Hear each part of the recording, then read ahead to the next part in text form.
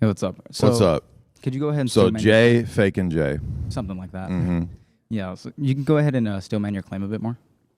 Yeah, so my position is that if you look at the early church, particularly the first 3 centuries, but we don't have to stop there. We can go to 4th and 5th and 6th as well. Sure.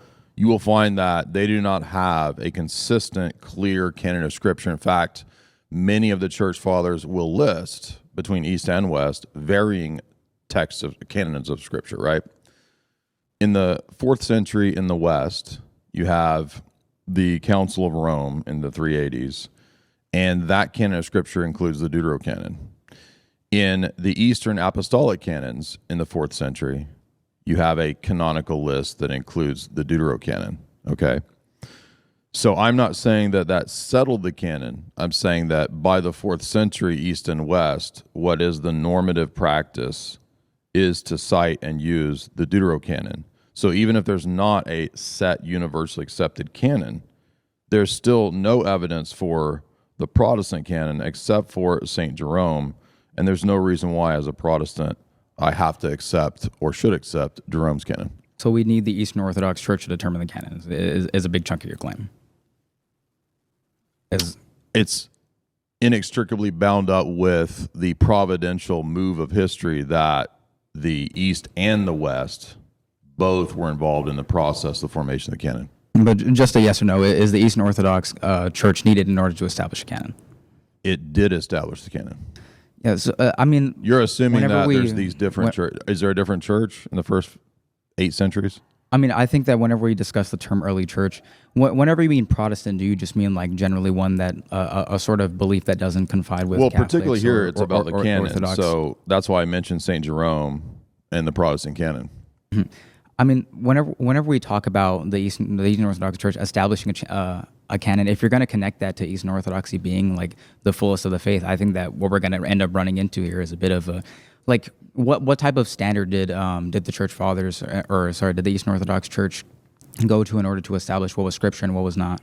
Did they go by like historicity, or did they just know what was canon? Well, if you look at the canonical debates in the various councils, they looked at what the church fathers prior to them accepted, what the apostolic sees handed down and passed down as tradition. For example, that Matthew wrote the Gospel of Matthew.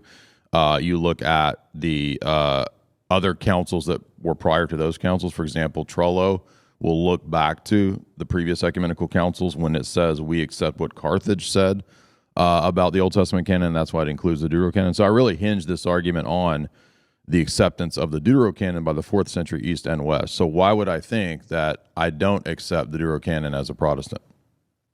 So just to elaborate a bit, for everything, a good chunk of the things you just listed have to do with history. So would you say that history is the basis as which the Eastern Orthodox... I listed one element of history, not everything. I mean, you said that it had to do with the... Well, do you don't think the canon was a historical decision? I think that and do you think like in the sense of like, do I believe like the canon was established at some point? Yeah, I'm confused on what you're talking about. Okay, when? Like a direct time, I probably wouldn't get a saint off the top of my head. So, but I'm argue that 4th century you have apostolic canons in the East and you have Council of Rome in the West, and those are normative for East and West by 4th century. I'm not saying that they are authoritative, even necessarily infallible or whatever. I'm just saying East and West, universally for the most part, except for Jerome, accepted the deuterocanon. And you're connecting that to the idea that you... The argument is the Orthodox Church is the most faithful to the early church. So why does your church, whatever that is, Protestant, not have the deuterocanonical books? Because it's not faithful to it.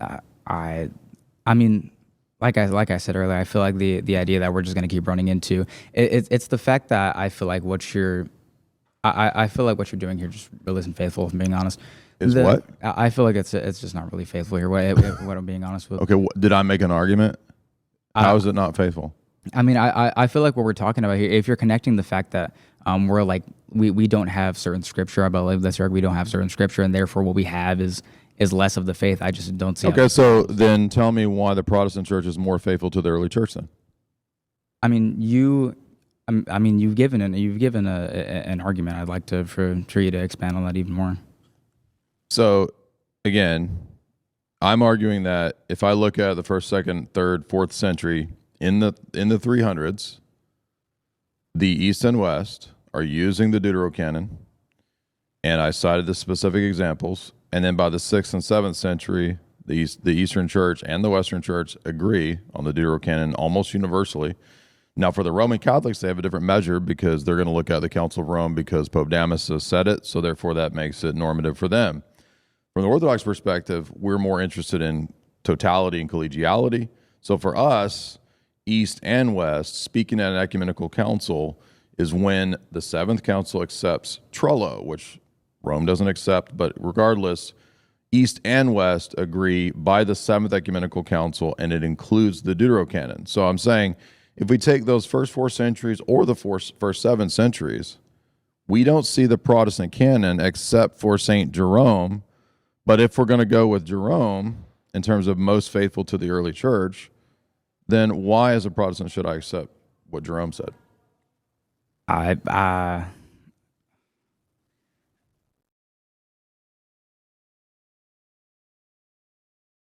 Yeah, I'll end it right here. I'll go. I'll let someone else take over this. All right.